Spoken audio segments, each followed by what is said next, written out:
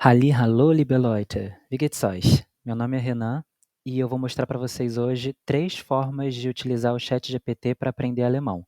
Vamos lá? Los geht's!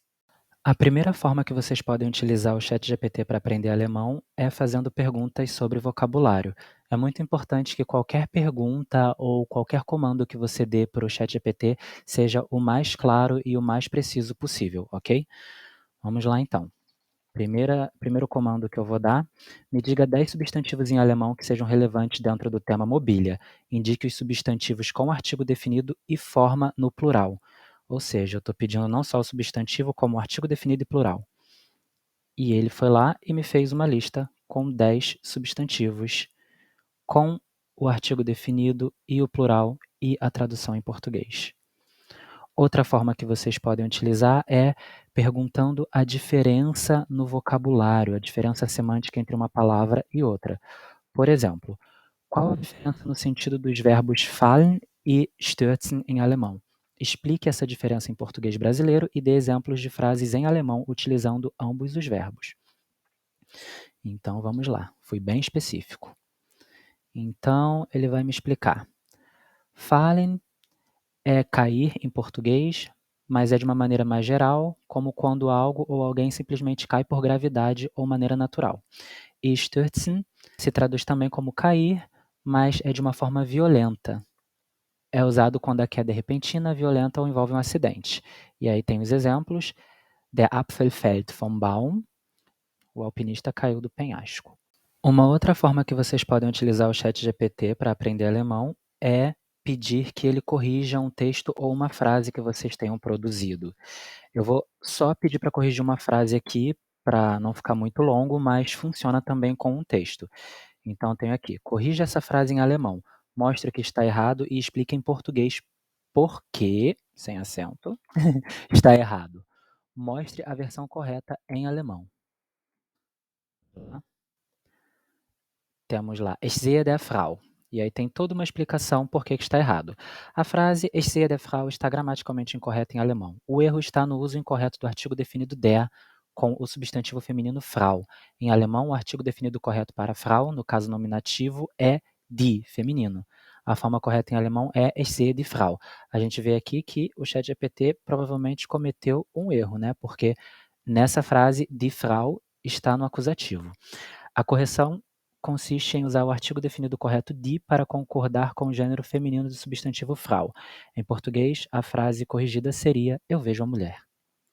Ok, ele identificou o erro, só deu uma explicação um pouco errada, né? Porque die Frau aqui no caso está no acusativo.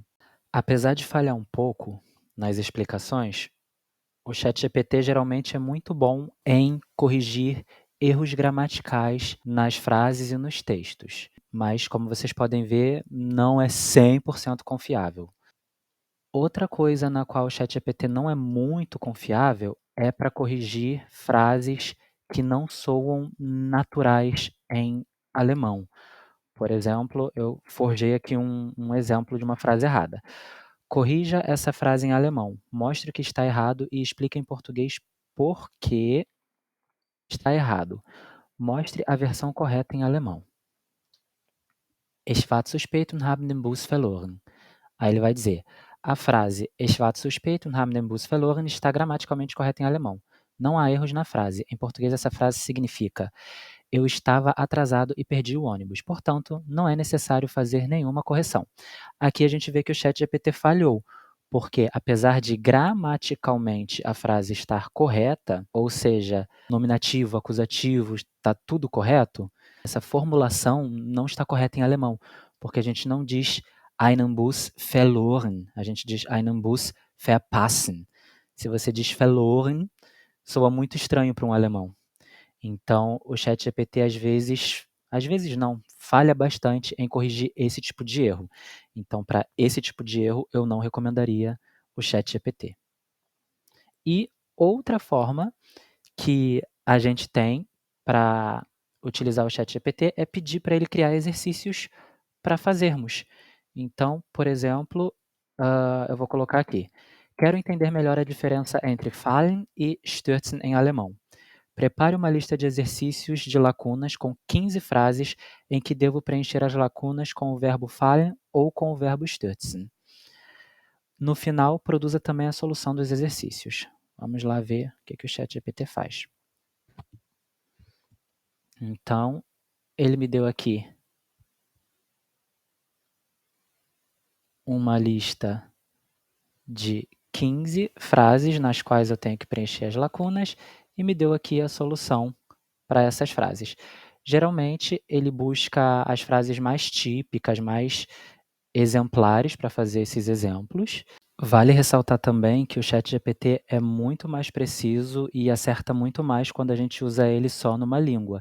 Então, para quem tem um alemão mais avançado, se vocês fizerem as perguntas em alemão, as explicações vão ser em alemão, mas vão ser muito melhores e muito mais precisas. Então, tá aqui um exemplo de uma pergunta que eu fiz, a diferença entre entlassen werden e gefeuert werden, e aí ele explica que está na conotação, uma é mais neutra e outra tem uma conotação mais negativa.